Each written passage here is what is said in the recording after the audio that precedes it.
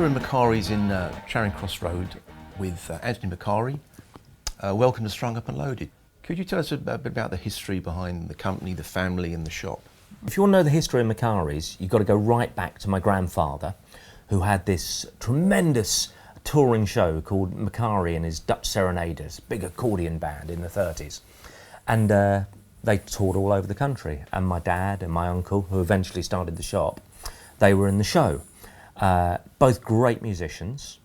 But when variety went sour in the 50s and cinema started coming along, well, he didn't give up straight away. The first thing he did, he bought a big circus tent from Billy Smart, and they went out touring in this tent. And I think that's probably when he lost all his money, trying to gig in this tent. And then my uncle got a job teaching and eventually becoming the manager of Vox in Charing Cross Road. That was Tom Jennings's shop.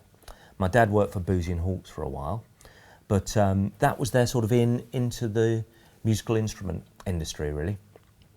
That started in 56. By 62, they had a shop of their own, first music shop in Denmark Street, which everyone calls Tin Pan Alley. And it went on and on from there. We've had 9 different shops now in the West End. I see you have a new store in Denmark Street. A lot of fantastic Gibson guitars there. Overall, between the stores, what kind of numbers do you do on guitar sales? Well, we sell a lot of guitars. I suppose there's always roughly 1,000 guitars in stock in between the two shops, and you're going to sell between 1 and 10 guitars every day. And over the year, that can turn into a lot of guitars. So we could sell a couple of thousand, maybe 2,500 guitars a year. But of course, we don't just sell guitars. I think one of the reasons that Macari's is still here when a lot of shops have come and gone is that we've been quite chameleon-like. It doesn't seem like that long ago we had a window full of saxophones or a window full of accordions, so it's been a long time coming. But being the main Gibson dealer is great, but it isn't what we've always done.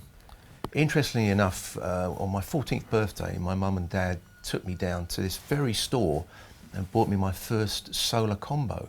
Really? And the last time we met, you showed me the original, or one of those original 70s combos, right round the corner here.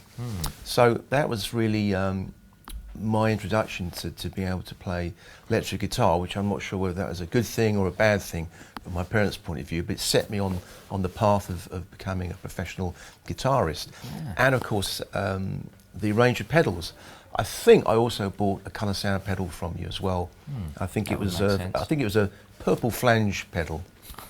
But there is a real interesting story as well, I believe, behind the first tone bender pedal. Well, the tone bender is really an amazing sort of heritage thing that I've picked up, because my dad and my uncle had a company called Solar Sound.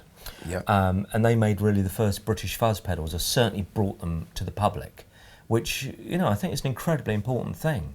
Those distortion sounds, they really did change music, and music changed how people thought. It must have been amazing coming in those days and hearing fuzz for the first time.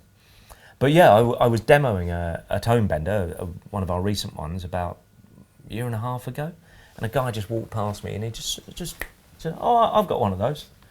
And I said, "Oh, terrific, great, good stuff." Yeah. And he said, yeah, I've had it a long time. And I said, yeah, okay, I'm trying to sell something here. And he said, I won it in a competition. And I said, you won it in a competition? I haven't done a competition. He said, yeah, it was 1965, at which point I've nearly fallen off my chair, because 6 of the first 12 made were given away in a competition and beat instrumental. And I said, I bet you wish you still had it. He said, yeah, I've still got it. And so he brought it in, and I ended up getting it from him. I wouldn't let him leave the shop without selling it to me. I gave him a lovely Les Paul for it. I've got it right here. So yeah, this is the Mark I tone bender, an original. So very early one. It's going to be just like the one Steve Winwood used on Keep On Running, and the one in the picture with McCartney trying it with his bass. And it's got a very specific tone, a lot of people would say it doesn't sound that good. You know, fuzz got a lot better with the next model, but it's just lovely to have the original in my hand and a little bit of history that would have originally come from this shop. My cousin Rosita would have been the one who put this lettering on in Letraset and covered it in clear nail varnish. And I spoke to her about it. She said, "Yeah, we only did a few with that funny Letraset." And so, yeah, she remembered it clearly, right back from '65. And didn't Jeff Beck and Pete Townsend play that so, pedal? Early users, Jeff Beck had one. Pete Townsend famously had one that he used on early Who stuff. And that allegedly is the pedal that went to Mick Ronson and that he used on all the Bowie stuff. So this is very much sort of that classic Les Paul tone bender. The Ziggy Stardust sound. Yeah, absolutely. Yeah. And what a sound. Yeah. What a sound. Oh, and it even smells good. And this will be the up-to-date. Oh, that's a Mark II. So this is a recreation, if you like, of the pedal we made in 65, 66. The Mark II famously used by Jimmy Page on Led Zeppelin 1. The way he described it was, it made the guitar sound very rude. I think that was a great quote.